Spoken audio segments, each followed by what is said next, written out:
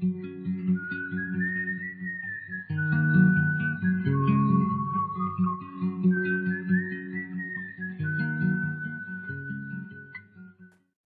we're coming to now the 27th chapter of Acts. There are only 28, and I will confess to you that for most of my life, I have felt that the book of Acts is really exciting up to through about chapter 26. And then it was my impression that it kind of fizzles out after that. Because most of what remains, chapters 27 and most of 28, simply describes Paul's travel. Not so much activity, but just getting from one place to another place. The entirety of chapter 27 records his ship voyage from Caesarea, where he's been in prison for 2 years, to Rome, where he's going to be in prison for another 2 years. But the trip from Caesarea to Rome by sea is given in considerable detail in chapter 27. But since I have to admit, since I am not extremely well acquainted with the geography of the region and the sites mentioned, nor my very knowledgeable nautical terms and seafaring experience, I've never really connected too much with chapter 27. It just has looked to me in many cases like a very long chapter, a tedious chapter, that just names a whole bunch of places I'm not familiar with and makes reference to several maritime experiences that I've never experienced and don't know much about. And for that reason, I've always thought this second to the last chapter of Acts kind of loses a lot of the momentum of the building story that has built up into chapter 26. And then at the end of chapter 28, we get some dialogue of interest and importance, so that we at least, the book finally recovers its interesting features before it ends, just in the last several verses. That's how I always viewed it. Now, as I've been studying to teach it this time, and I've taught it before, but I've studied more this time than before, and become a little more acquainted with the details of chapter 27, I actually think it's a very exciting chapter. I don't know why I thought it was so much of a anticlimax in the book. It is actually very adventurous. And it is necessary, of course, to read this chapter with a map handy, unless you're intimately familiar with the Mediterranean region and the cities and islands in the region that we'll read about. If you are familiar with that, you don't need a map. Just like if I'm talking about a tour through Southern California. If you lived in Southern California all your life, all the places mentioned would be easy to picture in your mind with or without a map. But not so with the Mediterranean for most of us. And so as I've handed out maps, and some of you may have colored maps, unlike the one I handed out that are even better, I think it's pretty much necessary going through chapter 27 of Acts to have a map handy and to consult it frequently. But there is an interesting and adventurous story here. And that is that when Paul appealed to Caesar, his case, so that he could get away from the Jews who were trying to kill him, and therefore it was the obligation of the Roman government to ship him to Rome to see Caesar. He had to go by ship. Unfortunately, it was not the best time of year for travel. The Day of Atonement came and went around this time, which in that year was probably around October 5th. And that is a time of year that most sailors knew was not a good time for travel. In fact, it was considered, and Roman writers from the period have actually left record of this in writing, that after September 15th, it was considered dangerous to be on the sea.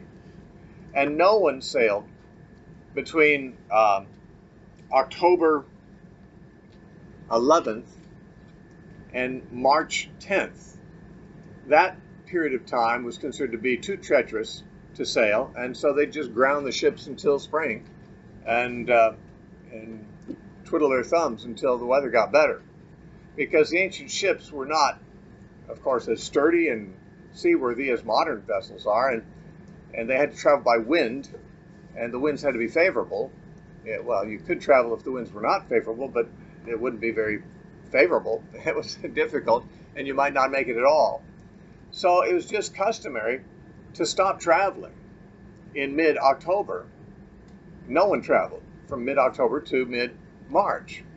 Now, already at one point in this narrative, in verse 9, Luke tells us the fast was already over. The fast refers to the Day of Atonement. And as I said, that year it's been calculated, this was probably on October 5th. So they're well past the September 15th date. In fact, it looks like they may have left Caesarea right around that date, the date after which it's considered dangerous. Not unheard of, but dangerous to sail after September 15th, but you just don't sail after October 10th in that region. Now, it would appear that it was either at or slightly before September 15th that they left Caesarea. So they were sailing at a dangerous time. And because it was a dangerous time, they didn't take the most direct route across the Mediterranean to Italy, but they intended to skirt the coast, not get very far from land, just in case, in case they had to quickly come into port because of storms or whatever. And so we see them skirting the Syrian and the Cilician and the Pamphylian coast up to a point. But at a certain point, they have to go out to sea. And when they do, they find themselves, we might say, out of their depth. And there's tremendous danger, and they almost die. They lose the ship. They lose all the cargo of the ship. And the people survive, but mostly by floating on debris and flotsam, which is the wreckage of the ship. And they do make it to Malta. And it's an adventure that, in the telling of it, experts on, sailing have said this was written by somebody very familiar with nautical procedures and so forth. And Luke was present on the ship. Now, Luke wasn't always present in the book of Acts in every story, but he was in this one. Because chapter 27:1 begins the last of the we sections.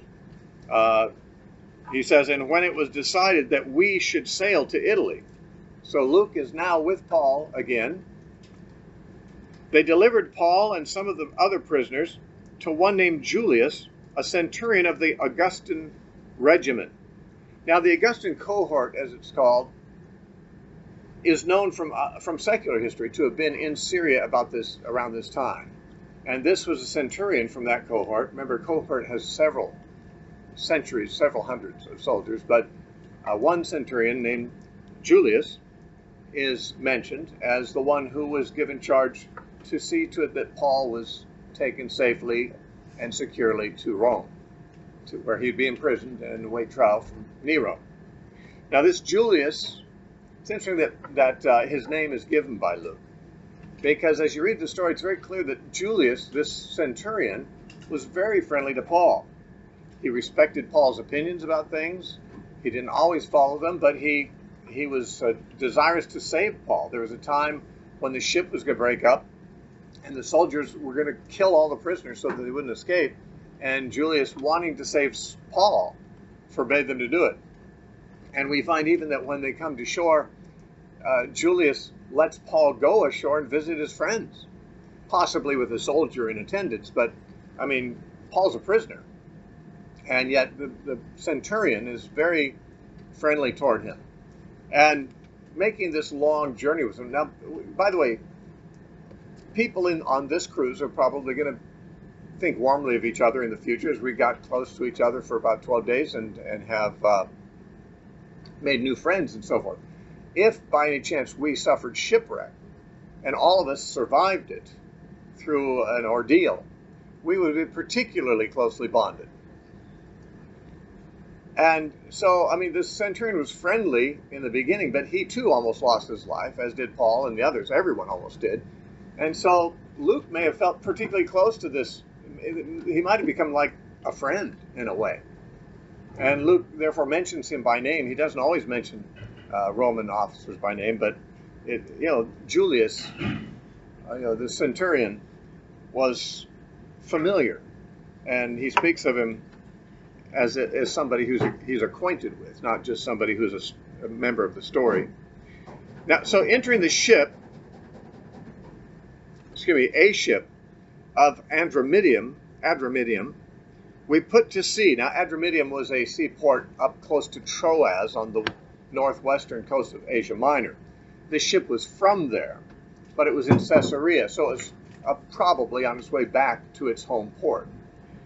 And they caught ship with it. We put to sea, meaning to sail along the coasts of Asia.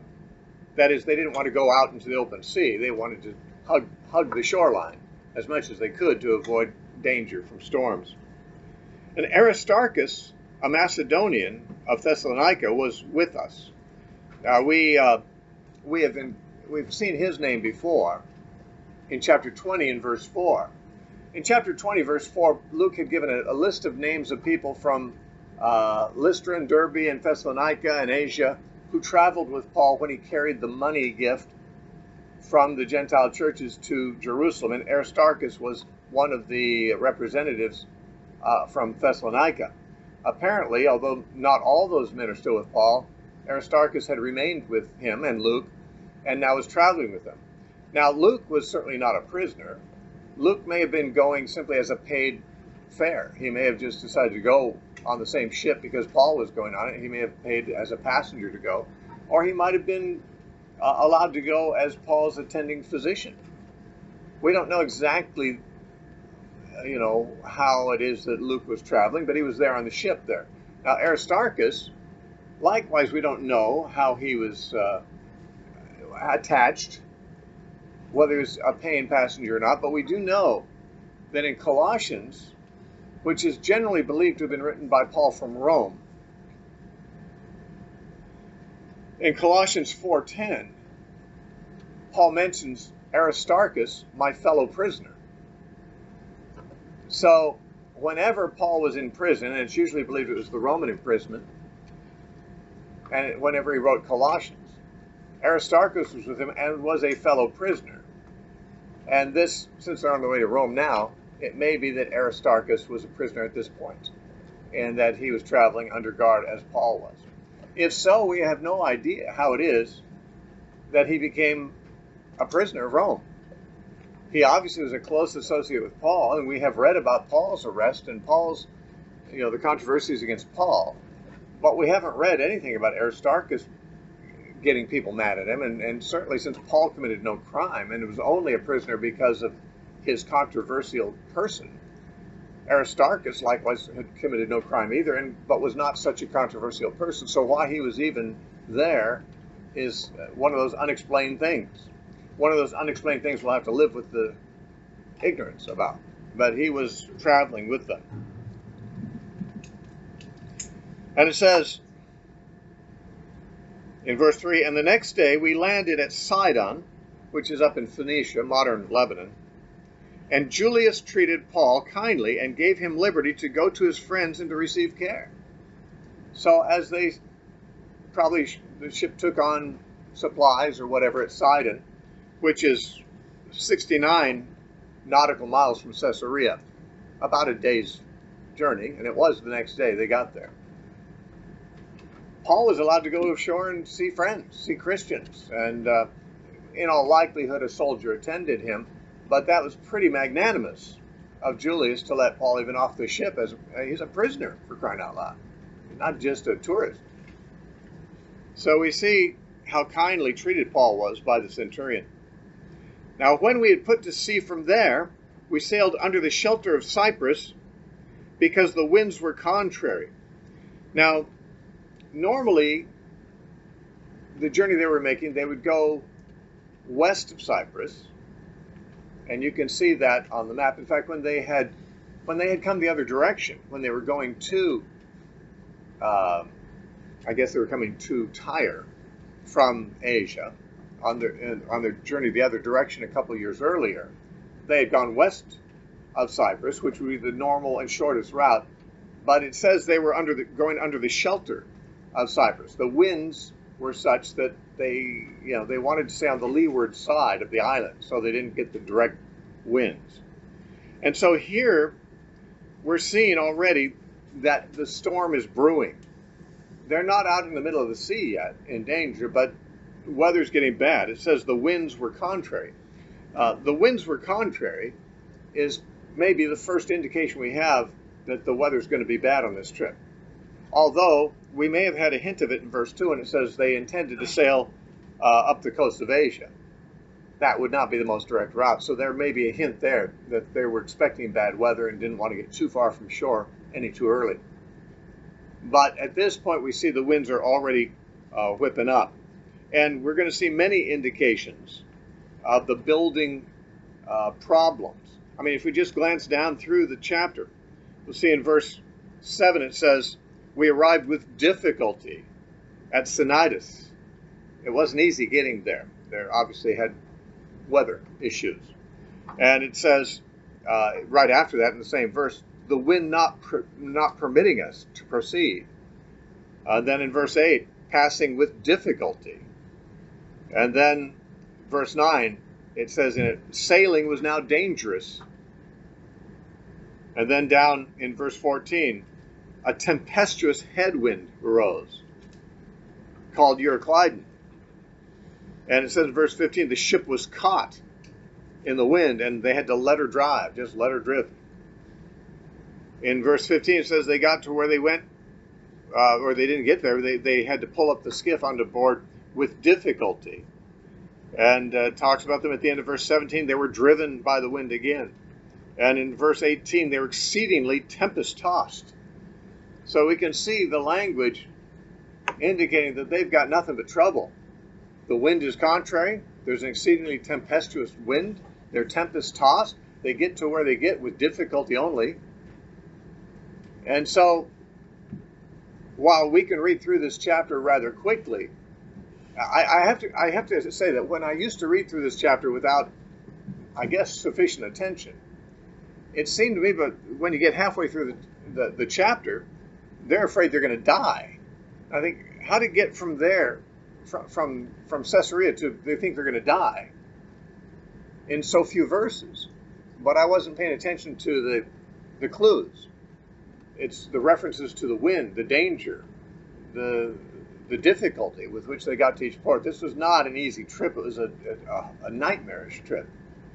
So when they left Sidon, it says they went under the shelter, that is on the lee side of Cyprus, that would be the eastern side, because the winds were contrary, verse 4. Verse 5, and when we had sailed over the sea, which is off Cilicia and Pamphylia, we came to Myra, a city of Lycia. Myra was about a 15-day trip from Caesarea, so they'd probably been on the trip for about 2 weeks at this point when they got to Myra. And you can see on a map where Myra is, on the southern coast of Asia Minor. Now there they changed ships, because the ship they were on was, as we saw, from Adramyttium, and was apparently on the way back to its home port at Adramyttium, which is not the direction they wanted to go. And so they found another ship, an Alexandrian ship this time, and it was on the way to Italy, which is their destination. So they thought they'd just take this ship straight to Italy and get there more directly than if they stayed on the ship they were on. And so they changed ships there. And it says in verse 7, and when we had sailed slowly many days, we arrived with difficulty off Sidon. The wind not permitting us to proceed, we sailed under the shelter of Crete off Salmone. Now, Sidon is a peninsula that forms the southwestern tip of Asia Minor. Once again, looking at a map will help you here. The most southwestern tip of the landmass of Asia Minor is Sidon. And they didn't land there, apparently, but they arrived with difficulty just offshore from there. And they weren't able to proceed as they had apparently. And so they sailed eventually to a place called Fair Havens, which is on the southern coast of Crete. Now, it says in verse 7 that they sailed under the shelter of Crete. That'd be on the south side. Normally, they would sail on the northern side of Crete, but that's where the winds were strongest, and so they were, again, seeking the leeward side of the island to get the less severe winds. Even so, the winds were too much for them, but they would have been far worse on the other side of the island. So they were under the shelter of Crete off Salmone. Now, Salmone is on the east side of the island of Crete, but they circled around to the south and came to a place called Fair Havens near the city of Lasea. Now, Fair Havens was an unprotected small harbor on the southern coast of Crete. By this time, they could tell it was not going to be safe to try to get to Italy until after winter. They were going to have to winter somewhere. And yet, Fair Havens was not a very sheltered area. And with the storms as bad as they were, they didn't want to stay there in Fair Havens through the winter. There was, just around the bend a little ways, another port, a sheltered one, on the island of Crete, which was called Phoenix. And they thought, well, maybe we'll try to get to that port, because that'd be a better port to anchor in until the winter passes. So they already knew they're not going to get to Italy this time of year. It's been bad enough they can see that. Now, it says, now when much time had been spent, that is, while they're at Fair Havens, and sailing was now dangerous because of the fast was already over. That's talking about how late in the fall it was now. Paul advised them, saying, men, I perceive that this voyage will end with disaster and much loss, not only of the cargo and the ship, but also of our lives. Now, this is just Paul's opinion. It was not actually correct. It did not end with the loss of their lives. They did lose the ship, they did lose the cargo, but they didn't lose their lives. So Paul is simply stating, as a very experienced sailor, not that he ever sailed a ship himself, but he traveled by sea a great deal. He knew enough from experience to say, this is not a safe time to travel by ship. I just think we'll lose everything, including our lives, if we go now. Now, the fact that he wasn't correct means that he wasn't prophesying. He didn't get some kind of revelation from God. He was just using common sense. And his common sense proved pretty close to true, because they did lose the ship. They did lose the cargo. But, of course, since he wasn't speaking by inspiration, he couldn't know whether or not they'd lose their lives. But the likelihood would be that they would. What this shows us is that when Paul is not speaking under inspiration, he's as fallible as anyone else. But he's well advised, he's experienced, he knows a lot about what he's talking about. And this is like when Paul says in 1 Corinthians 7, when it comes to virgins, I don't have any commandment from the Lord, but I'll give my judgment as one who has obtained grace to be faithful. Now, Paul's not claiming to be inspired in what he says, but he's saying, I'm giving my judgment, and my judgment is, it's not chopped liver, it's worth something. I'm a spiritual man who's got some experience and insight, had a few revelations from God. If someone says, well, if Paul wasn't inspired, then I don't care what he had to say. Really? How many times were you caught into the third heaven and heard things unable to be repeated? I mean, Paul's personal experience with God, with Christ, and his insights and the revelations he had make his mere opinion more valuable than any opinion I would have on similar subjects of religion or of spiritual things. I mean, whether Paul's speaking by inspiration on a given occasion or not, his opinion is worth a great deal. And here, his opinion should have been heeded. Later on, when they don't follow his opinion, he comes back at him and says in verse 21, you guys should have listened to me and not sailed from Crete. So he kind of does the I told you so thing later on, because although he was not speaking under inspiration and was not 100% correct in what he said, he was right in general that this was a disaster in the making if they would sail at this time. They'd better stay where they are. Now, maybe where they are just means Crete, because I don't know that Paul was opposed to going to Phoenix, which was another port in Crete that was a safer one, but he might have been opposed even to that. As it turns out, their attempt to get to Phoenix failed, because although they got just a little offshore Crete, hoping not to get very far, the wind caught them and blew them way out to sea, and that's when things got totally deadly for them. So anyway, Paul's giving his advice here. Now remember, he's a prisoner advising the people who are his captors. Nevertheless, the centurion was more persuaded by the helmsman, that is the captain of the ship, and the owner of the ship, who apparently was traveling with the ship on this occasion, than by the things spoken by Paul.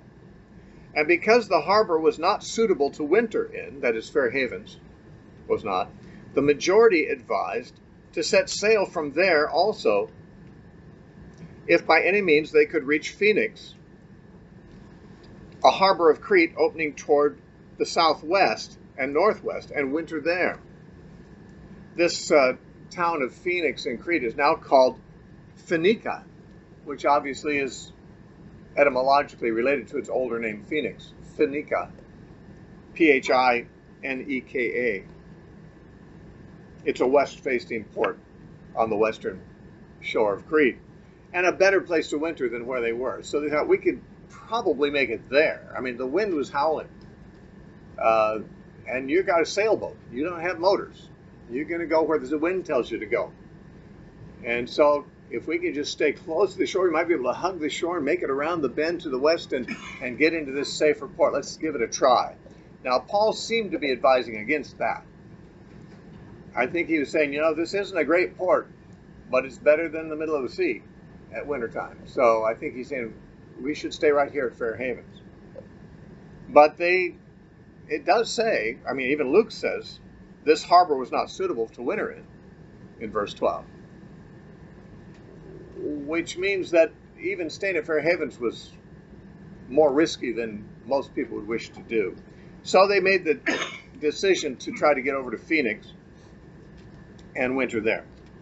Now, so they set out when the south wind blew softly. Now, the south wind blowing means it's blowing toward Crete, and it's a soft wind. The storm was at a low point, a lull, and the wind was blowing the direction that would seemingly keep them close to the coast. They're on the south coast of Crete. The wind is blowing in a southerly direction. There doesn't seem to be a danger of it blowing them out further to sea, so they say, we're going to try to make it. Let's see if we can make it. So when the south wind blew softly, supposing that they had obtained their purpose, putting out to sea, they sailed close by Crete. But not long after, apparently shortly after they got to sea, a tempestuous headwind arose called Miraculously. Now this Miraculously was the name of the northeaster wind, a strong northeaster wind. Technically, the sailors knew it by that name. There's actually a Latin inscription known to use that term of this wind. The word Miraculously actually comes from two words. One means east wind, the other means north wind. So it's the northeast wind. Now notice, they set out with a south wind. South wind was favorable because they're on the south. They want to stay near the shore. The wind's blowing them toward the shore. That looks favorable. They could probably make it. But suddenly, down from the hills rushed this infamous northeasterly squall, pushing the ship out away from Crete, out into the ocean in a southeast, out into the open sea. And their ship was not able to resist it, as we shall see. So when the ship was caught and could not head into the wind, we let her drive. Had nothing for it but to just drift. See where the wind takes you. Now, experts on this kind of situation have said that if you just let the ship drift in this kind of a storm, you'll probably drift about 36 miles in 24 hours. They actually drifted for 14 days. So they got hundreds of miles off course. And says, and running under the shelter of an island called Clauda. Now, Clauda is a modern island today called Gavaho. It's spelled Gavaho. Gavaho is the name of the island today. It's about 23 miles from Crete. So once they've been blown 23 miles out, they're near a little island where they are able to take, try to be on the leeward side of that to try to diminish the problems they're having with the wind, but it was certainly not enough to get control of their course again. Running under the shelter of an island called Clauda, we secured the skiff with difficulty. Now, the skiff, of course, is the lifeboat, and with it hanging down, being dragged in the water, the storm being turbulent, it would probably smash the boat against the larger boat. The lifeboat, if it's just dangling from a rope in the water, is in danger of being either swamped or splintered against the ship, or maybe doing damage to the ship as the waves crash it against the boat. So they with difficulty, hauled the lifeboat up onto the deck. The lifeboat will have a role to play later in the story, too. They'll have to cut it and let it go into the water. But right now, with difficulty, they're getting that drag off the ship and that danger. And then when they had taken on board, they used cables to undergird the ship. So they're running cables. Commentators are not sure whether this is referring to the practice of running cables laterally under the ship to hold the boards tightly together, to kind of cinch them so that the gaps between the boards are held tight by a cable, or whether another practice was used which had to do with running a cable from the front to the back of the ship and holding it from breaking up that way. So they did use cables to try to keep the ship's integrity from being lost in the storm, and they did that. They used cables to undergird the ship, and fearing lest they should run aground on the Cirrus sands, they struck sail and so were driven. Struck sail apparently means that they lowered the sail and they didn't want the wind to blow them too quickly the direction they were going. Now, they were not very near the Cirrus sands. They were still about 380 miles at this point from the Cirrus sands. Now, what are the Cirrus sands? The Cirrus sands were a shoal of quicksand off the coast of Libya, North Africa. And it was legendary for a danger for ships. It was actually sort of like the Bermuda Triangle of the times, of the region. Just like the Bermuda Triangle is sort of a legendary for being a dangerous place for ships to disappear, the Cirrus sands had that reputation too. And although they were not close to it, they didn't want to take any chances. They are not much in control of where the boat's going, so they're doing what they can to prevent it from going too quickly in the southerly direction and getting caught in the Cirrus sands. And because we were exceedingly tempest-tossed, the next day they lightened the ship, and on the third day we threw the ship's tackle overboard with our own hands. Now, lightening the ship would be probably just throwing overboard anything that isn't necessary, but the ship's tackle would normally be considered necessary. You need the ship's tackle to, in order to maintain, control the sails and things like that. And you don't throw the tackle over unless you're just giving up the ship, and you're just hoping against hope that you're going to find land somewhere before you die. But you're not in control. And when Luke says we threw the ship's tackle over with our own hands, it makes it sound like, we did this to ourselves. We did this on purpose. This is how bad it was. Our survival was so much in question that we were willing to, on the off chance that it would give us a slight advantage of not sinking, and to get rid of the extra weight, we got rid of necessary, nautical equipment.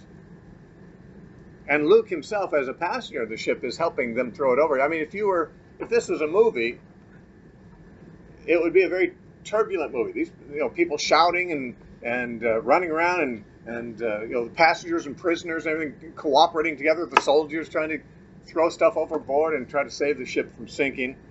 And it says in verse 20, now when neither sun nor stars appeared for many days. Now, of course, that doesn't just mean it's a gloomy situation. It means they can't navigate. They don't know where they are. They need those stars, especially, to know where they are, to navigate. They have no clue where they are. because for many days they can't see the sky. They're drifting, they don't know where. And no small tempest beat on us. All hope that we would be saved was finally given up. So by verse 20, they have finally given up hope of survival. I mean, once you throw the tackle overboard, you know the ship's you're not going to be able to control the ship. Only God or fate or good luck is going to get you anywhere near land before you're dead. And that didn't seem very likely. They just kind of gave up hope on that. So they're just kind of resigned to their death. Now remember, Jesus had appeared to Paul in Caesarea and told him, you will bear witness for me in Rome as you have borne witness for me in Jerusalem.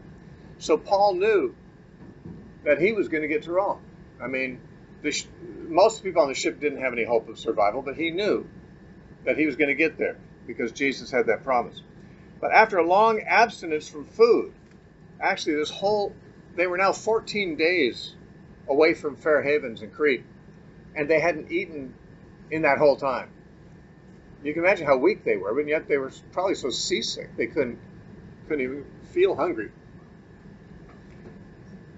Paul stood in the midst of them and said, men, you should have listened to me and not have sailed from Crete and incurred this disaster and loss. And now I urge you, take heart, for there will be no loss of life among you, but only on of the ship. For there stood by me this night an angel of the God whom I serve, to whom I belong and whom I serve, saying, do not be afraid, Paul. You must be brought before Caesar. And indeed, God has granted you all those who sail with you. Therefore take heart, men, for I believe God that it will be just as he told me, or as it was told to me. However, we must run aground on a certain island. So now, unlike the first time when Paul said, I see we'll suffer loss of life and ship and cargo if we leave. That was not uttered under inspiration. That was just his experienced opinion when he first made that prediction when they were still on the island of Crete. This time, though, he's got a word from the Lord. An angel came to him that night and said, don't worry, you're going to stand before Caesar. That means you're going to get to Rome okay. And the angel said, and God's going to let all the people on the ship survive too, as a gift to you. He's going to grant you the lives of those people traveling with you. They're your friends now, after all, so I'm going to do you a favor and save your friends too. And so Paul was greatly encouraged, as you can imagine. But when the 14th night had come, as we were driven up and down, I'm not sure what that means. I don't know if that means the sea was, there are high waves and low troughs or what. I mean, they're going up and down, bobbing like a bobber on the water. I don't know how driven up and down, or if it means north and south or back and forth. In any case, they weren't sailing, they were drifting. They were being driven by the elements, not by their own devices at all. In the Adriatic Sea, about midnight, the sailors sensed that they were drawing near some land. They must have heard what sounded like distant waves crashing on the shore. It was dark, and they couldn't see land. But the first indication they were near some kind of land was audible. And it says, so they took soundings and found it to be 20 fathoms, which is, a fathom is about 6 feet, so it's about 120 feet deep. And when they'd gone a little farther, they took soundings again and found it to be 15 fathoms. That'd be 90 feet. So apparently in not very much time, the sea bottom was rising toward them. They were coming to shore. They didn't know where. And it was rather rapidly happening. The distance from ship to the sea bottom was diminishing by a quarter in a short time. At that rate, they'd be hitting ground, but they didn't know where. Or you don't want a ship to hit the ground usually. It's not, generally speaking, desirable to have your ship grounded and hit the ground. For one thing, if it hits rocks, it's going to destroy the ship. Even if it hits a sandbar and gets stuck, the waves beating on it from the back is going to beat the thing to toothpicks. It's going to be shredded. So they were kind of scared, obviously. I mean, it's perhaps a little bit heartening to know there's land nearby, and yet it's coming so close, so fast. And they don't have any control over the situation.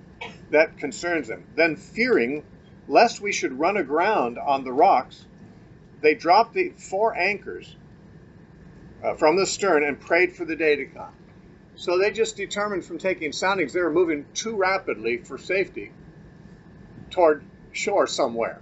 So they dropped 4 anchors to keep from moving any further for the rest of the night and prayed for the daylight. And then it says, and as the sailors were seeking to escape from the ship, when they let down the skiff into the sea under pretense of putting out anchors from the prow, Paul said to the centurion and the soldiers, unless these men stay in the ship, you cannot be saved. Now, I'm not sure how Paul knew that if these guys had left the ship, everyone else would die too. After all, the skiff was not going to be necessary for the survival of anybody. But I guess Paul, probably part of what God revealed to him, perhaps, was that everyone had to stay on the ship if they're all going to survive.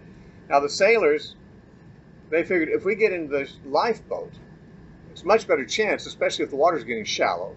The ship will hit the bottom and get wrecked. But if we're in a lifeboat, it's not going to hit the bottom. We can maybe drift ashore. So that was their plan. But they were pretending, because everybody would want to be in the lifeboat. I mean, these guys were pretending to drop anchors, but indeed they're secretly trying to drop the lifeboat.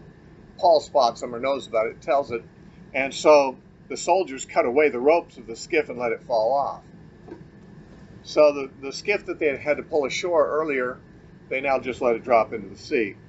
And as the day was about to dawn, Paul implored them all to take food, saying, today is the 14th day you have waited and continued without food and eaten nothing. Therefore I urge you to take nourishment, for this is for your survival, since not a hair will fall from your head of any of you. Which is not literal.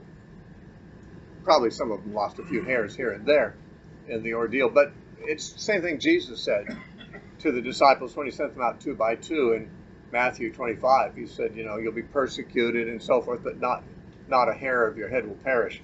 Just a way of saying that you'll be protected thoroughly. And when he had said these things, he took bread, probably fairly moldy bread at this point in time, having been 4 weeks on the ship, a very wet ship, probably no dry bread, but he gave thanks to God in the presence of them all. And when he had broken it, he began to eat. Then they were all encouraged, and also took food themselves. And in all there were about 276 persons on the ship. Now the number 276 would include the crew, and also this, any passengers that were paid passengers, of which Luke was probably one, and there may have been other paid passengers. There were also soldiers on the ship, and there were prisoners. So there's a mixed group there, and all together, we don't know how many prisoners or how many soldiers. It's possible there were 100 soldiers, since there's a centurion guarding Paul. They may have had 100 soldiers with them. But the ship had almost 300 people on it, all told. So when they had eaten enough, they lightened the ship and threw out the wheat into the sea. Now the wheat was the cargo. This was a wheat ship. It was an Alexandrian ship, and Alexandria shipped wheat up to Rome. Rome depended on Alexandrian wheat. And so this was apparently one of the Alexandrian ships that carried wheat to Rome, but even the cargo got thrown overboard, the merchandise. They ate what they needed, and they tossed the rest over into the sea. Anything they could do to lighten the ship a little bit and keep it above the water a little longer. Now when it was day, they did not recognize the land, but they observed a bay with a beach, onto which they planned to run the ship if possible. And they let go the anchors and left them in the sea. Meanwhile, loosing the rudder ropes, and they hoisted the mainsail to the wind and made for shore. So they just cut loose the anchors, left them in the sea behind them, and let the waves carry them toward the shore.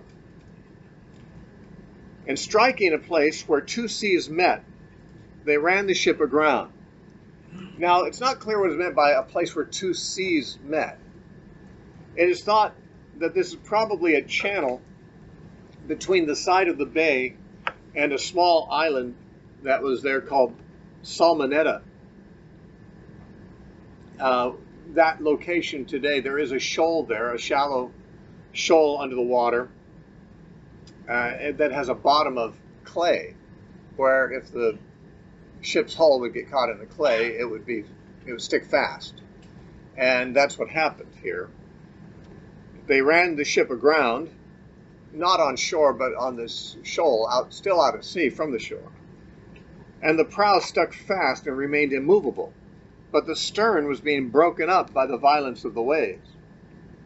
So a ship can only take so many poundings of waves as it's sitting still, and they're pounding it from the rear before it begins to disassemble itself. Now the soldiers' plan was to kill the prisoners, lest any of them should swim away and escape. But the centurion, wanting to save Paul, kept them from their purpose, and commanded that those who could swim should jump overboard first and get to land, and the rest, some on boards and some on broken pieces of the ship. And so it was that they all escaped safely to the land. And so they did, as Paul said, all their lives were spared, but they did lose the ship and everything that was in it. That was a very expensive journey. I don't know if they had insurance back then, but the owner of that ship should have listened to Paul. Remember, it was the owner of the ship that the centurion listened to when Paul was saying, we better stay here in Crete for the winter. It's not safe to go. It was the helmsman and the owner of the ship that disagreed, and so the owner of the ship's choice caused him the loss of his ship and a great deal of merchandise, which he probably had to pay back to its owners and so forth. So this was a huge disaster, but at least no loss of life. And, you know, life is worth more than any amount of money. Quite coincidentally, the place where they landed is called St. Paul's Bay in Malta. Isn't that a coincidence that St. Paul would land at a place called St. Paul's Bay? Yeah, that's what it is. Obviously, that's the modern name for it, named after this incident. But this bay is on the northeastern part of Malta. And Malta is due south of Sicily. And so we find in chapter 28, verse 1, that they are on the island of Malta, and they winter there. But first they have to get ashore and survive the first night. It would not be very cold there due to the time of the year and the location in the Mediterranean. It was probably only about 50 degrees Fahrenheit, the weather, but the ocean would be colder, and they were wet, so they were no doubt very cold. It says, now when they had escaped, they then found out that the island was called Malta. And the natives showed us unusual kindness, for they kindled a fire and made us all welcome, because of the rain that was falling and because of the cold. Now, it says the natives here in the New King James. The word that Luke uses is actually the barbarians. He referred to the Maltans as barbarians. Now, we think of the word barbarian as kind of insulting. You know, we're talking about somebody being almost like the Huns or someone who's very warlike, very vicious, very maybe uncivilized. But the word barbarian is used in Scripture to simply mean someone who doesn't speak Greek. They might be very well civilized, but they're not Greek speakers. And when Paul said, I am a debtor to the Jews and the Greeks and the barbarians, he's speaking of three different demographics. The Jews, of course, an obvious category. The Greeks would be those who speak Greek, which was almost everybody in the Roman Empire. But then there were those regions where Greek had not really become the official language, and the people didn't speak Greek. They were called barbarians. So the word barbarians doesn't have quite the negative connotations in the Bible that it does in our modern speech. They're just not Greek speakers. It was cold, so the locals helped them build a fire. Imagine being a local and seeing this ship break offshore that morning, and all these people floating ashore, 270 people coming to your shore, and they're all wet and cold, so you help build a fire, of course. Can't bring them all indoors, though. They're going to be outdoors mostly. But when Paul had gathered a bundle of sticks, so he's helping with the fire, and laid them on the fire, a viper came out because of the heat and fastened on his hand. It sounds like the gathering of a bundle of sticks, the viper was inside the bundle, and when he laid it on the fire made the snake want to escape, and it leaped out and grabbed his hand before he could get very far from the released pile that he just put on the fire. Now it says it fastened to his hand. I think the assumption is it fastened with its fangs to his hand. It's not impossible that it could have fastened by coiling around his arm or something like that, but because of the way the story goes, it sounds like it fastened to his hand with its fangs. It bit him, and it was a deadly snake. And the natives saw the creature hanging from his hand, and they said to one another, "No doubt this man is a murderer, whom though he has escaped from the sea, yet justice does not allow him to live." Now, justice here probably should be capitalized, because the Greek goddess Justice is probably who they're referring to. You know, he is a murderer and the gods are out to get him. You know, the sea tried to get him, but he somehow managed to get away from that. But the goddess Justice is not letting him escape, and so she's brought a snake out. Interestingly, there's an old poem, an old Latin poem, about a legend about a man he was shipwrecked on the coast of Libya, and he died from a snake bite that he got there. So, I mean, it was the moral of the poem was crime doesn't pay. The man was a murderer, and he escaped the sea, and then a snake bit him and he died. So these guys might have even been familiar with that poem, but they figured, oh, this must be the case with this guy. He certainly escaped the sea, but he hasn't escaped the serpent. It turns out he did escape the serpent. But Paul shook off the creature into the fire and suffered no harm. However, they were expecting that he would swell up and suddenly fall down dead. But after they had looked for a long time and saw no harm come to him, they changed their minds and said that he was a god. Here's the fickleness of the heathen again. We saw in Lystra, Luke, I think, tells it deliberately to make the heathen seem kind of unstable and fickle, because when he's talking about Lystra and Paul there, it says at one point, with these words, Paul and Barnabas scarcely restrained them from offering sacrifices to them. Then the next verse says, Jews came in and stirred up the people and they stoned him to death, or stoned him and dragged him out of the city. It's like one verse, Paul can hardly convince these people he isn't a god and that they shouldn't worship him.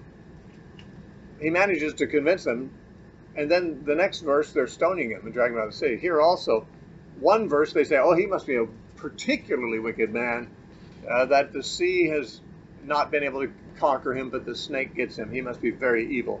And then immediately afterwards, because he does that, oh, he must be a god. Just the contrast in the opinions of the heathen that Luke brings out in some of these stories is, I think, deliberately trying to point out how maybe unstable the pagans were in terms of having any kind of beliefs that would withstand scrutiny or change. Now, in the region, there was an estate of the leading citizen. This expression, the leading citizen, in Greek is the first man of the island. And it's interesting that I've mentioned that Luke, throughout his treatment, gives the proper titles to government officials in different places. Sometimes they're called Asiarchs. Paul had friends in Ephesus that were called Asiarchs, and Luke uses that term, and that is the correct term for the provincial officials in that region at that time. In Thessalonica, he talks about the politarchs, and of course they've now found inscriptions, over 6 of them, that talk about the politarchs of Thessalonica, though for many years critics said there was no such term, and that Luke was wrong, but it turns out now the inscriptions they found make several references to politarchs in Thessalonica. And so forth. You have Herod is called a king. Festus is called a proconsul. These titles, they weren't all the same in different towns, in different areas, or even at different times. So Luke, in every case, gives the correct one. It is now known from an inscription that was found that the leading political official on the island of Malta at this time was called the first man of the island.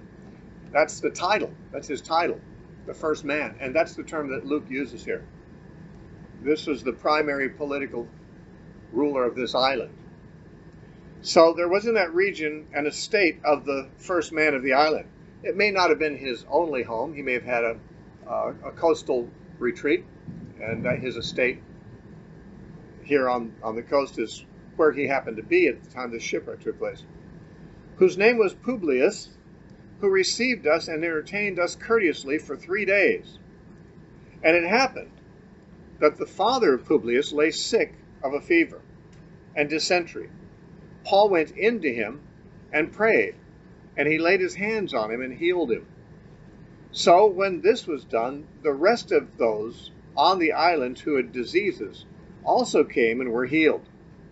They also honored us in many ways, and when we departed, they provided such things as were necessary.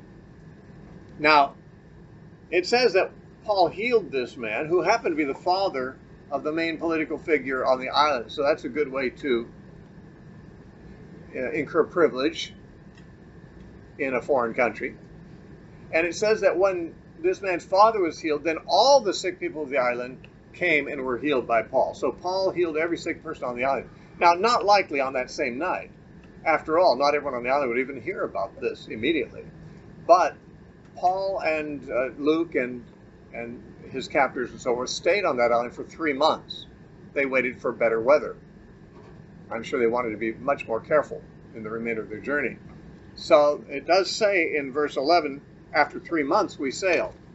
And in verses 9 and 10, I think we're supposed to understand this happened during that 3 months. During that 3 months, people heard about Paul's ability to pray for the sick, and people from all over the island came and were healed through Paul's ministry. So that's how Paul spent his time, and no doubt preaching too. And I would assume that in his preaching, when it's backed up with healings, he probably had an effect and probably had quite a few converts. In any case, the people honored him in the 3 months he stayed there, and then when those 3 months ended and he left there, they gave provisions and so forth. Remember, the people on the ship had lost everything. They couldn't pay for room and board in Malta. They couldn't pay for passage from Malta to continue. Everything they had was in the sea somewhere. They had no money. They had no food. They had no extra clothes. They just came. They escaped with their lives. And now they are kept 3 months in a place where they probably are not able to work. And therefore the people are generously providing for them, and probably because Paul healed the sick. I mean, the implication is Paul's healing people caused him and those with him to be honored and provided for. Even provided for, apparently, for the ship passage to the next destination. So Paul may have, through his ability to heal, kept all 270 people alive, although it's possible if he hadn't healed, they would have received some hospitality too, but it'd be expensive for the people of the island to take on all the expenses of such a large group that are traveling on. But they provided for them. And we're going to, next time, talk about that. Now,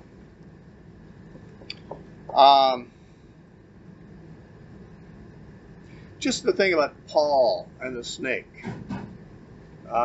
No doubt many people, when they read this story, think about Mark chapter 16, where it says at the end of Mark, in a passage which is not found in all manuscripts, but in some.